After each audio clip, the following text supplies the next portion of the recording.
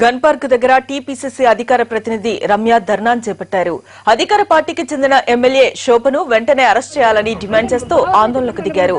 గతంలో తాను దళితులకు మద్దతుగా మాట్లాడినందుకు తనపై శోభ అనుచరులు దాడి చేసి ఆస్తుల్ని ధ్వంసం చేశారని రమ్య ఆరోపించారు. ఆ ఘటనపై ఫిర్యాదు చేస్తే ఎమ్మెల్యేను పోలీసులు కాపాడుతున్నారని విమర్శించారు. అయితే గన్ పార్క్ దగ్గర అనుమతి లేకుండా ధర్నా చేయడం కుదరదంటూ రమ్యతో పాటు అనుచరులను పోలీసులు అదుపులోకి తీసుకున్నారు. ప్రజలకు ప్రతిపక్షాలకు ఒక న్యాయం, మీ ప్రభుత్వ ప్రజాప్రతినిధులకు ఒక న్యాయం అని అడుగుతున్నాం. ఏం చెప్పిండ్రు కేసీఆర్ గారు, ముఖ్యమంత్రి గారు ఇంతకు ముందు?